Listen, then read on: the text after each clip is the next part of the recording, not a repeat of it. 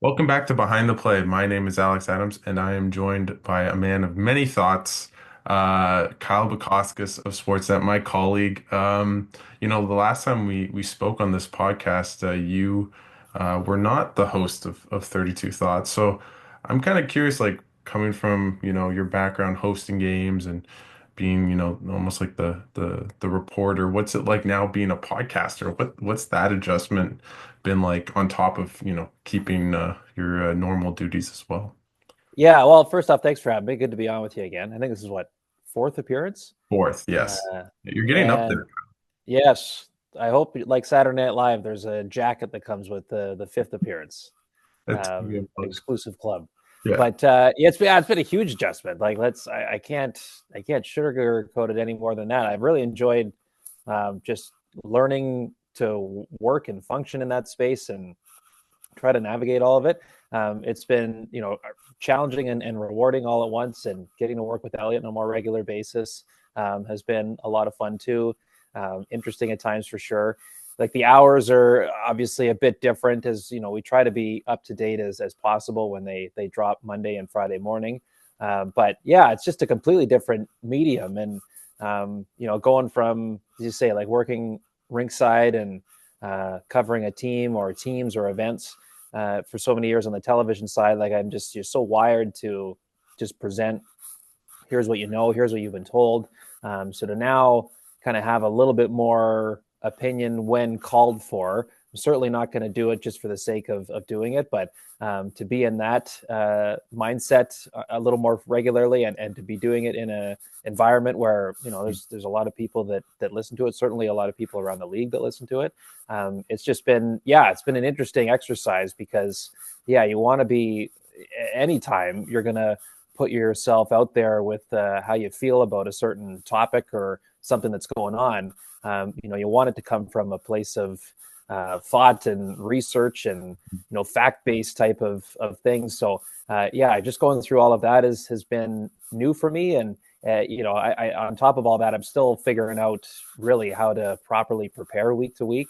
Mhm. Because certainly, even before this, you like to have a sense of what was going on around the whole league before, but now it's a whole different ball game. And as I say, I'm Elliot's much more of a night owl than I am, so that's been having to tweak your schedule a bit in that sense, and also not lose sight of want to dedicate the appropriate amount of time to the games that we're covering each week for Saturdays or Wednesday or whatever it may be. So yeah, it's all just been an adjustment, but I think there's it feels like there's been growth along the way, and I just know that there's still a long way to go.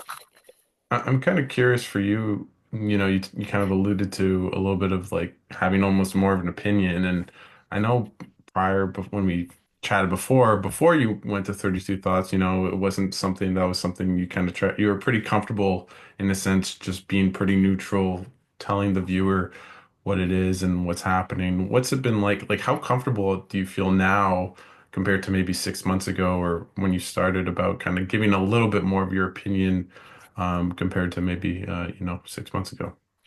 Yeah, it's getting there. It's getting there. Like I think it's becoming a little more natural. Yeah, it's just about almost formulating what you want to say, and to hopefully have it come across in a way that's somewhat digestible. But I think it comes with time. Like I don't think it's something that can happen overnight. I mean, naturally, like as humans, like we're wired to be judgmental and opinionated on everything that goes on around us in our world. I think there's nothing unique about that.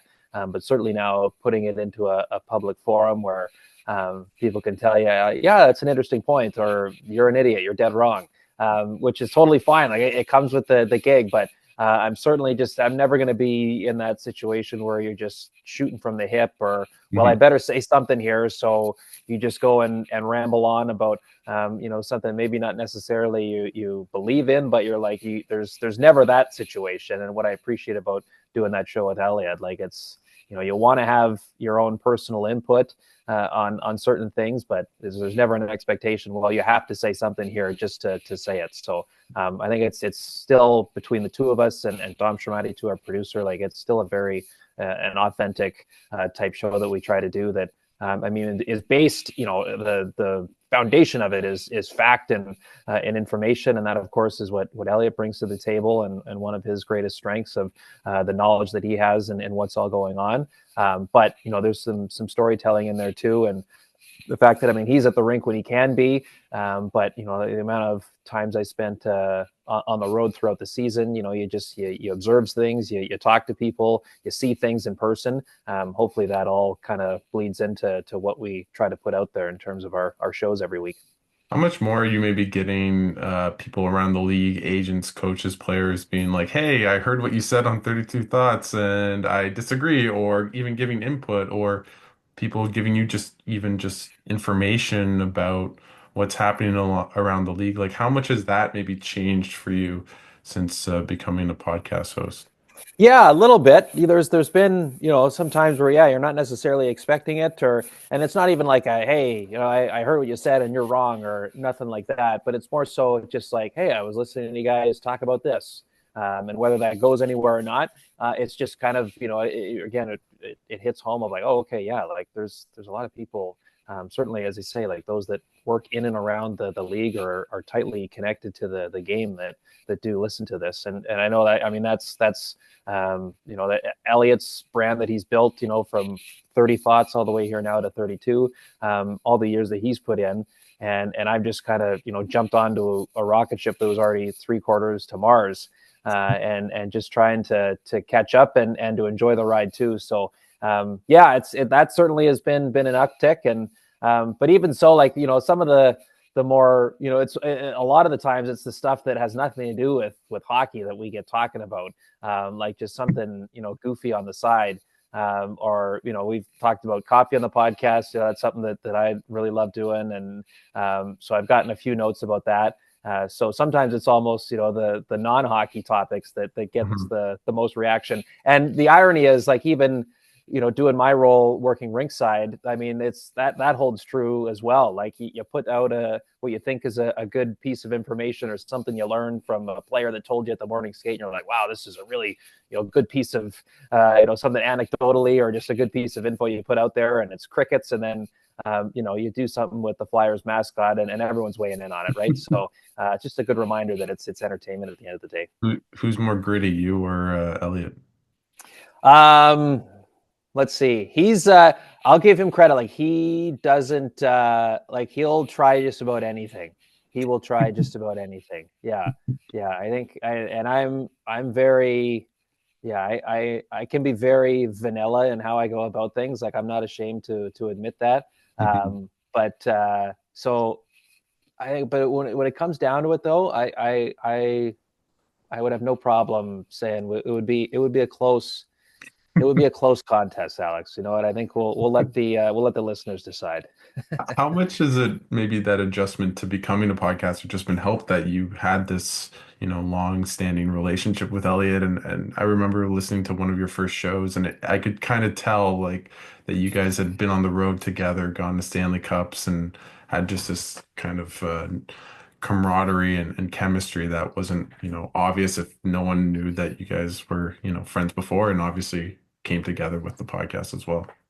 Yeah, I think that plays a huge role, and also like I was as dedicated of a listener as anyone, to when Jeff was still hosting it with Elliot, like since day one. So I'd gotten kind of used to kind of his cadence and what he likes to talk about, and just the overall flow of things. And now, of course, it's not about you've got to be exactly like how it was before, but at least that gave me a little bit of comfort going into it, of having some kind of understanding, whether as opposed to being an endeavor that I just was totally foreign to me.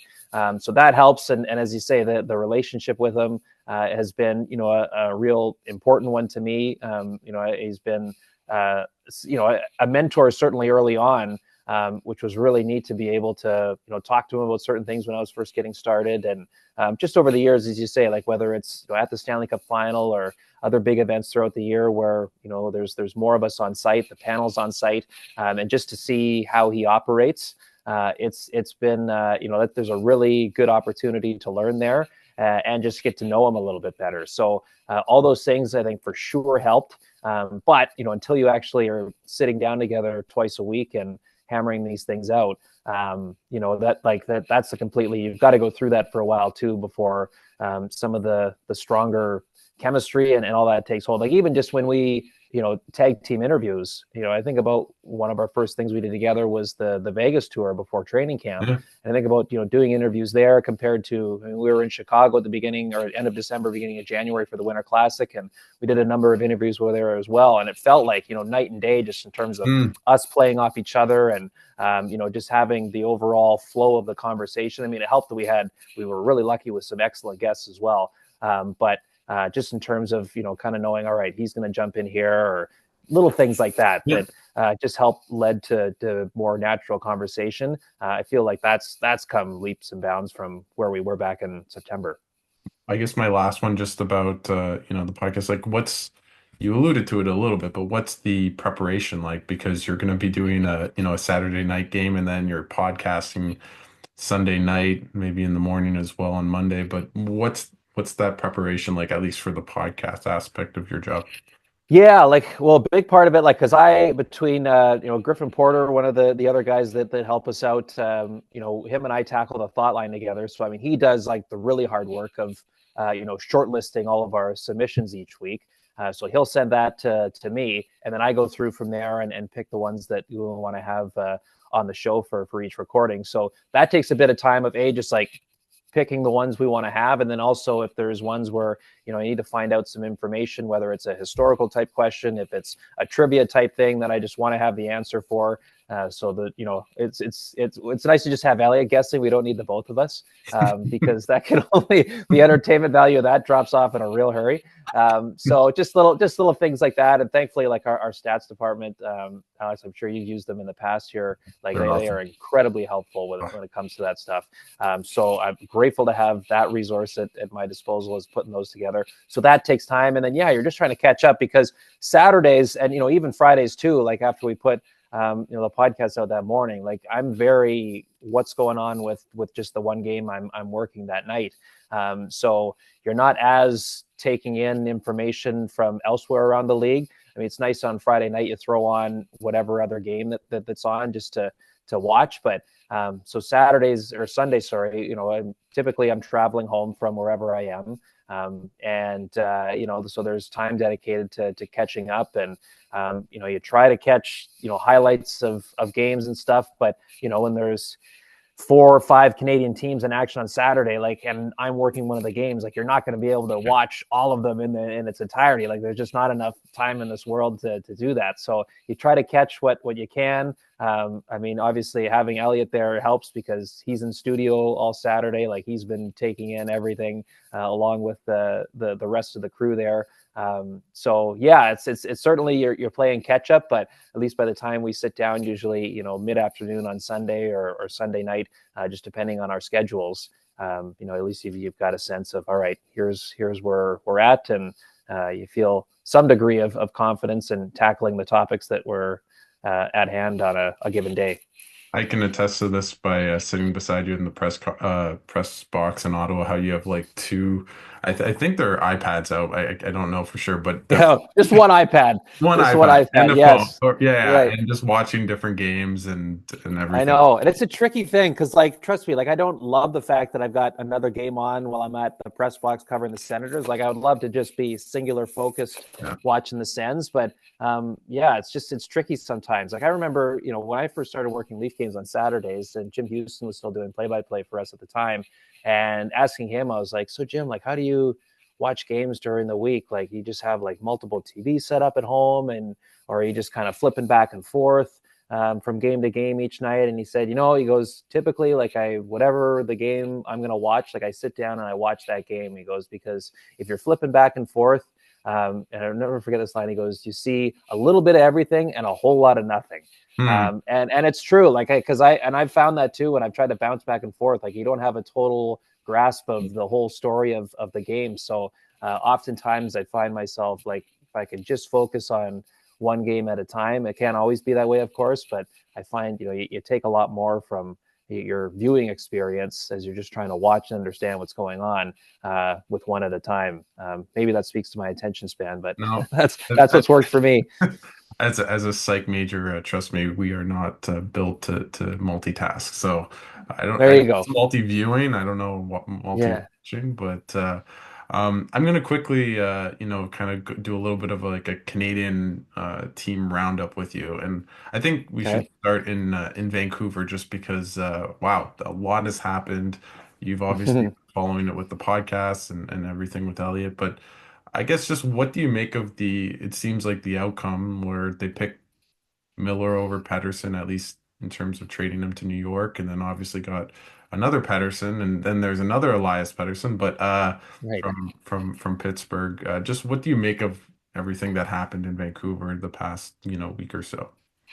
Yeah, I mean, it felt like something was going to come, and I'm not convinced that well, because they've traded JT Miller, well now like they're keeping Elias Pettersson like forever and ever now, right? Like it was one or the other.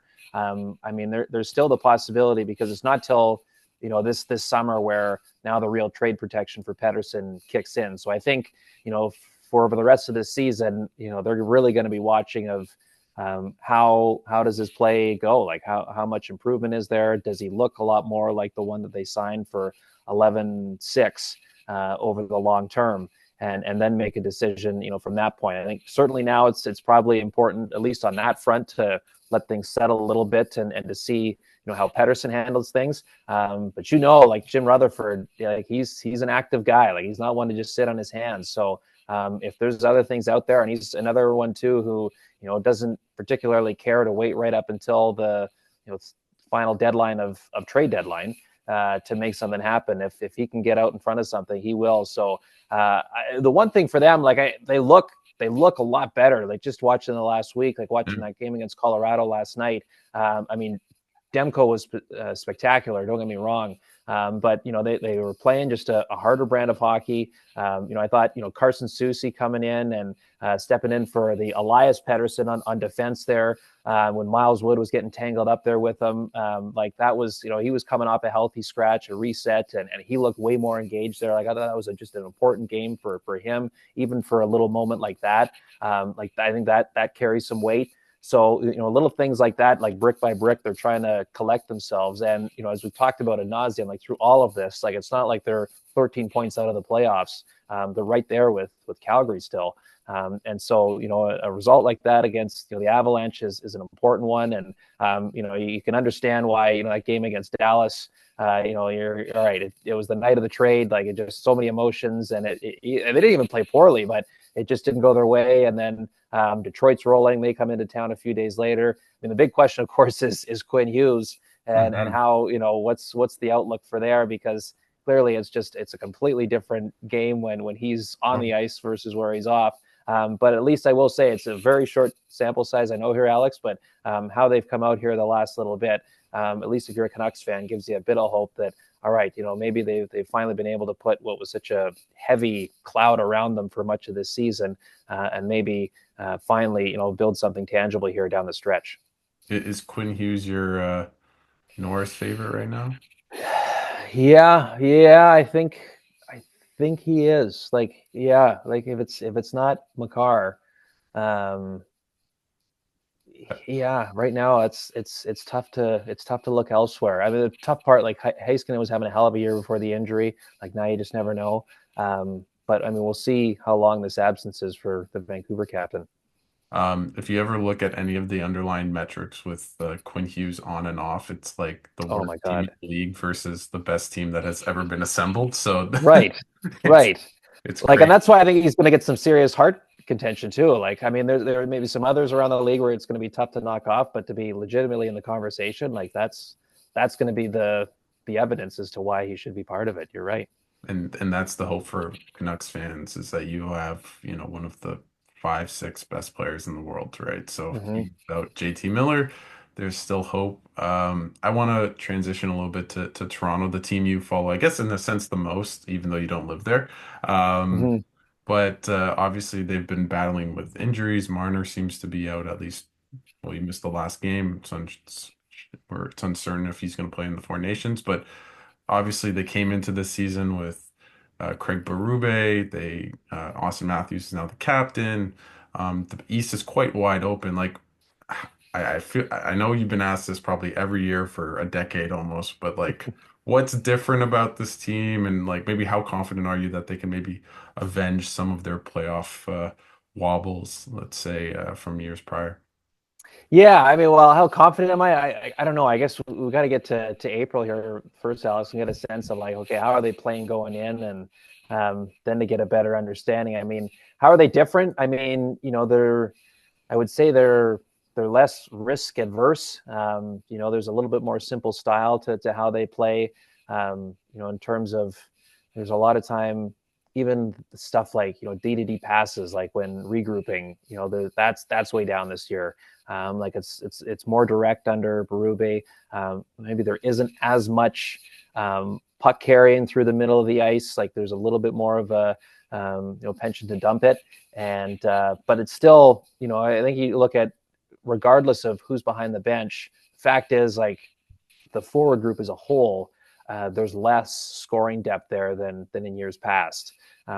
Certainly the last couple where they push Boston to the brink. They won a round against Tampa. Even I guess it'll be 3 years ago now when they lost to Tampa in 7 games. I think of the last 4 or 5 years, that may have been the best roster that they had going in. But I think that's been a real factor. Seeing like they're not one of the top offensive threats as a team, and it's just even again like you're looking at this last stretch where impressive win against Edmonton over the weekend, and that was because their top guys scored. Impressive win against Calgary, and that's because William Nylander took over the game, and the power play actually connected. And for all the consternation about their man advantage all year, you look at kind of mid-January on, like they're starting to turn a corner. Like they'd be much more dangerous than at any other point of the season. So that'll be a big thing to monitor because, as in years past, it's the last 6 weeks or Yep. somewhere around there of the regular season. It starts to go like that, and then it carries right into the playoffs, and it ends up being a big reason why they're not able to get the goal that they need at certain points of a game or a series. So I think in those ways they're different, and I think it's a big reason why it's no secret that Trilliving is looking for whether it's simply a center to help, but certainly to bring in some some scoring assistance here for a team that just lacks a little bit of punch when their top guys aren't on the score sheet. Where I mean they've done a great job when they have been. There's a lot of nights where their fingerprints all over things, but nights that it's not like it just there hasn't been enough of the supporting cast. Like even like Bobby McMahon has like become one of my favorite stories, Oh, and it was so you saw some glimpses of it last year, and then unfortunately got hurt right before playoffs. But it's just unbelievable the confidence that you see the guy play with. As somebody who not too long ago was just trying to see, okay, can I even stick in the league here in any role? To say nothing of one that's actually you're a top 6 scorer. yeah. So like you even factor that nice story, and yet there's still real hampered for depth when it comes to offense. So I think that's going to be a big thing for them here as we move forward. But between their top guys delivering, and there doesn't seem to be as much question marks around goaltending. It all comes down to health. But if they have that, I think you've got a really nice tandem there in Joseph Woll and Anthony Stolarz to give you a chance. Kind of going to a team that, in my opinion, probably should be maybe the Cup favorites this year, in all honesty, and that's the Edmonton Oilers. Obviously, they were, Mm-hmm. I guess 2 goals away, 1 game away from hoisting it all. It feels like it just seems like a much more calmer team. They're still trucking along, playing good hockey. Came back last night, but McDavid isn't having just like McDavid type year, although he's still incredible. Just what do you think their chances are to go back to the finals and maybe win that other game? Yeah, they've certainly got a chance, and like they're another team where I'm like, all right, so what's Stan Bowman and company like doing to bolster them? Like I know we had Gene Principe on at the start of the year on our podcast, and his line was like, okay, who's going to be this year's Matthias Ekholm, like that kind of pickup for them when they nabbed him a couple seasons back, like that I would imagine feels like right now is kind of a critical area for them just to help shore up the blue line a little bit. Like I mean, they've Ty Emerson's been a nice story there. Brett Kulak's become a really good serviceable player for them. But having another option, I think, wouldn't be the worst thing, especially if you're hoping to, suit up for another 2-month grind. Extra bodies that you can trust and play some valuable minutes with are obviously going to be a huge help for you. So that's the one thing for them, and the Oilers, and I'm curious here now where they're in a position to contend for first in the division. Talking to them this week, and I know like Chris Knobloch has said in the past, like that's a priority for them, because you look at last year having to start those last 3 rounds all on the road. And I was talking to Stuart Skinner when I was there in Edmonton last week, and his line was like, if we have Game 7 at home last year as opposed to on the road, like we really like our chances there. So just having setting themselves up for, it's going to be a tough road either way, but to put yourself in that spot where when you're in those tight moments, and if you can say, all right, we're on home ice, and we all saw how incredible the scene was there in that building throughout their run last spring. They believe that's a true advantage to them. I know everyone likes home ice when you can get it, but just thought it was interesting that they were, not afraid to put that out there publicly, going like, we want a challenge for, winning the division, not only because, winning is better for everybody, but like there's some real kind of strategy behind how it could potentially unfold for them if they're able to go on another long run, because they just lived it going the other way less than a year ago. Do you think like, going a bit X's and O's and just having the last change when you have McDavid and Draisaitl is like in a Yeah. significantly bigger advantage compared to like most teams that don't have that duo coming out every second shift? Yeah, exactly. Like you just, like they're going to play huge minutes, and just yeah, like icing's late in the period when you want to load them up. And it's interesting how he's experimented with, Corey Perry's played there at times. Of course, there's Zach Hyman. Like he's gone through like a couple of different looks to be with Connor and Leon at certain points of the game. And as you say, like it's a great point. Like, yeah, the more often you have last change, the more you can use that to your advantage for sure. Hmm. I'm gonna go to quickly to the what Elliot always calls your Ottawa Senators. Yeah. Obviously the East is just crazy. So many teams getting hot, cold. Mhm. It's just going up and down. But do you like what are these Senators for real in your mind? Like, do you believe that they are going to make the playoffs, and also that it seems like they finally kind of almost figured it out, where it felt like the past 2 years they really hadn't. Yeah, like because to me, I don't know about you, Alex, like it feels like nothing to this point has been smoke and mirrors, where they're getting, like it's not like they're shooting percentages through the roof, or they're getting like unconscionable goaltending. They've got some really good performance here along the way. I mean, 8 shutouts doesn't happen by accident, but it's also like you're playing well in front of your netminders too. And there's been, I think we've seen a large enough sample size to this point to say like, yeah, like they're starting to figure it out. Like even this last week, like Nashville felt like a trap game. Like they figured out a way to win that, and then a tough travel going into Tampa. And you made the excellent point, just before we started recording here, Alex, of just like how demanding of a schedule it's been for them, and there hasn't been much opportunity for rest. And you could tell like they looked like a tired group there Tuesday against the Lightning, but even so, like knowing how desperate Tampa is for points right now, the fact that you're able to hang on, like you're down Josh Norris, you lose Shane Pinto for a bit. I mean, that's going to be the big one to monitor here. Like, how Yeah. serious are those injuries? Because that could have some real consequences as we move forward here. But assuming and hoping for their sake that it's not a question of long term, that it's not too long before they're back.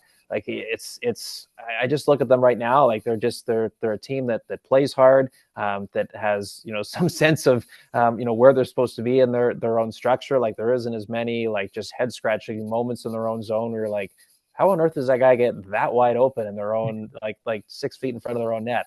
Like you just seeing the growth of certain players. I still think they're another team where you'd love to see them add some scoring depth. I mean, you can look at their outburst against Washington and then blowing Minnesota out of the door and be like, well, look, what's the worry? Like their offense is fine.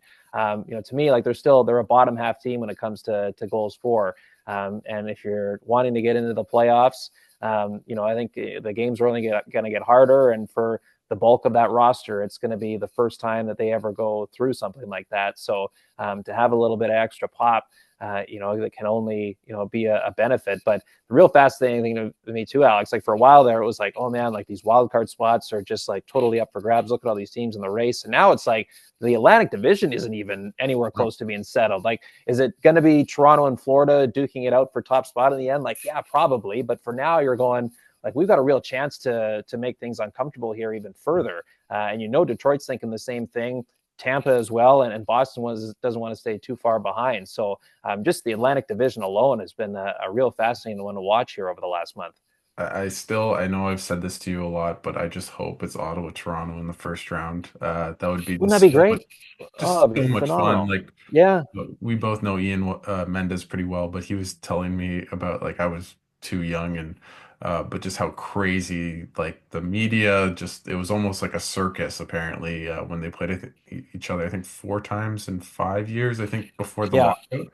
yeah. four So and 5 years. that's my I'm hoping for that, because that would just be so much fun, and just to see Brady Tkachuk in in Toronto in a playoff game would be quite something, and vice versa, and the fans and the blue and Yeah, it everything was amazing. wild back then. Like, I mean, think of course all the stuff on the ice, like the Gary Roberts overtime winner, like the Alfredson hit on Tucker, like the 5 minute major against Domi that changed things in Game 6. I think that would have been what 2000 was it 2002? The I one think year where it was like that's right. Ottawa had a chance to eliminate Peter up, yeah. Toronto at home on Game 6, and took a major penalty in the first period and totally took the air out of the balloon. And then of course, poor Patrick Lalime in 2004. But even like beyond that, like I forget the name of who was the mayor of Ottawa back then. Alex, you might know, but like he had like a public like outcry for like he didn't want Bob Cole and Harry Neal doing the Battle of Really? Ontario playoff series, yeah, because he thought that they were Shirelli? too. Shirelli? Does that Yeah, sound? was it? Yeah, was it? Yeah. Was it Peter Chiarelli? Like, it's not that Peter Chiarelli, but it was. I think so. Yes, I'm pretty sure it's a yes, you're right. Shirelli. Yeah. Yes, Yeah. exactly. It was him. Yeah, he was like and even like Nancy Lee, who's the head of CBC Sports at the time, like had to like gave an interview saying like we're confident and happy with our commentating crew assignments for the playoffs. Like we're Oh my good, God. thanks. But it actually became a story there too. It was Yeah. like just wild, as you say. I know. I do see my mentions sometimes about Sportsnet and anti so it still lives on in some ways on the Oh web. my God. Well, even over the weekend, like my boy Kevin getting it from, Ugh. like it was unbelievable. Everyone's like, well, so BX is saying that it's all Hamannik's fault that Hartman drove Stutz's head in the ice. I'm like, did you guys listen to what he said? Like, can we throw in a sprinkle of context? Yeah. I guess not. To be fair, someone on Twitter once called me a Leafs fan, which I thought was like maybe the most hilarious thing. I was like, what? Oh, it's wild. Like I know, like Craig Simpson gets it every week where it's like within minutes of each other, it's like you're Yeah. such a Leafs homer, like enough, like this is terrible. And then like 2 minutes later, it's like we get it, you hate the Leafs, like go back to Edmonton. It's like you can't win, right? And he's like doing a replay of like a forecheck and like like it's like it's just it's great. Like it's the passion is fantastic. It's why we get to do what we do here. But sometimes you just gotta laugh. Okay, before I let you go, I'm gonna go quickly to the Jets and then a bit on the Habs. Just the Mhm. Jets. Freed said mobile beef is what they need to get for the Yeah, deadline, which I just whatever that means. I don't know. Whatever. I laughed out loud. Just I mean they've been winning. They're on a 7 game heater. Like it feels like they're pretty deep. Like what do you think they should do maybe just to bolster their team that's really underperformed in the playoffs the past couple of years? Yeah, I guess that's the big thing. Like that's what I'm kind of waiting to see. Like when the playoffs roll around, like do they have the ability to like stick to what worked the entire year, or do they go off track like they have in years past and just kind of lose their way? But I just look at like the way Hellebuck is playing, and like you can just tell. I always talked about like how good he feels, and just the results that come with it. Like you could see like how much taller everyone is playing because of all that. And like Adam Lowry goes down, like just an emotional leader for them, and they're still getting results. It's been really impressive. I wonder kind of what Cheveldayoff is looking at right now in terms of, okay, like this is where our target has to be in terms of need between now and the deadline. But because I think like you've got such a good thing going there, and it's not built on just one or two guys. Like they're really, as you say, like there's a lot of good balance there. So it's like understand there's always like any team you can say, well, they could use a little bit more of this or a little bit more of that. But how much are you willing to mess with that? So is it it's just some adding around the edge, as you say, the mobile beef, which I should be on T-shirts. I think, frankly, at this point, like I think there should be mobile beef How about white the T-shirts handed out for the whiteout for Game 1 of the playoffs there. But yeah, like it's so I understand what he means. Like he like some big bodies that that I can can skate? be effective at that time of the year, but also can move. Like it all just kind of adds to and helps complement kind of the way that team plays. Like it's heavy and as you say, like a lot of depth there with lines rolling and yeah, with great goaltending, you have to like what you see there. So yeah, I'm just really curious of like can they hold that form when the bright lights come on in April. I think they'll probably go all in because with Ehlers likely leaving in the off season and Mm-hmm. everything. But it's been a fun ride in this household with my dad. Watching Right. every game and watching recaps. So just quickly, last one again. Thanks so much, Kyle. Just is Lane Hutson the rookie of the year? I guess that's my one Habs question. Yeah, you know what? I've been on the Dustin Wolf bandwagon here for a while now, so I'm not moving off of it. So I think Dustin Wolf is my pick. Is, We'll see if Calgary ends up getting in or not, but certainly the fact that they're staying in the race and how big of an impact and role he's played in that, I think it's tough to say that as brilliant as Hutson has been. You look at the role of goaltending and the fact that he's come in, the job that he's done. Wolf is my guy, but yeah, Hutson has been incredibly fun to watch. I mean, as to is Celebrini, of course, but yeah, he's been just a wonderful story for them. Like coming into the NHL and racking up the production that he has and putting him on the first power play and the confidence that he plays with. And it was great when we were there a couple of weeks ago when Toronto played there on the Saturday night, and they were winning. Toronto been winning, like both teams were feeling those good were about crazy games. themselves. Like it just, yeah, like you miss those nights where like both of those teams are in the mix, and it just felt like the game had a little more weight to it. We'll see. I mean, it's too bad that they've kind of fallen off pace a bit. It's going to be really tough for them to try to now claw their way back with how some other teams are going, but we'll see. We'll see if they can make things interesting. It's just that much better for us. Is this the best Calder race we've ever had? Like I don't remember just three guys and even throwing Mitchkov like just that are really impactful that Right. like maybe 4 out of 5 years are clearly the runaway, Calder winner. Right? I know. Like, I mean, we were spoiled with like Sid and Ovi their first years. I mean, even like McDavid, Panarin. Panarin is obviously older, a different situation. But I think the fact that too, like, you've got three guys, but it's also and they're three different positions. Like that Yep. to me is like the most unique thing of Huh. it all, and all equally, wonderful in their own way. Yeah, from that standpoint, I can't recall another one. Yeah.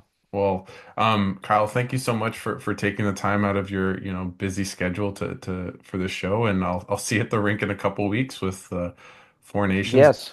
Good luck going to Montreal and Boston. And is there anything else you want to kind of plug for 32 Thoughts or anything at Sportsnet that I'm not aware of that maybe you know? No, I don't. Just podcast every Monday and Friday morning, and yeah, we'll see what other content we can try to whip up there while we're in Montreal for a little while there for Four Nations. I know we got one episode of the 32 Cups coffee content, and maybe Ooh, time to tack on episode number two. So we'll see. Stay tuned. I can just see you in a coffee shop with Sidney Crosby. I'm just imagining that, and you guys just going. Well, it's yeah. I've thought a lot about where we want to take this thing, and just the idea of sitting down at a coffee shop with like somebody, like a guest of interest, and just talking for a few minutes, and trying to create some content out of that. That's been on my mind. I would say it's been on my mind. So we'll see where we go with it. But it's Well, been fun. I'm looking forward to it, and thanks so much, Kyle, for doing this. And I'll see you in a couple weeks. And thanks again. All right, be good, Alex. Thanks, buddy.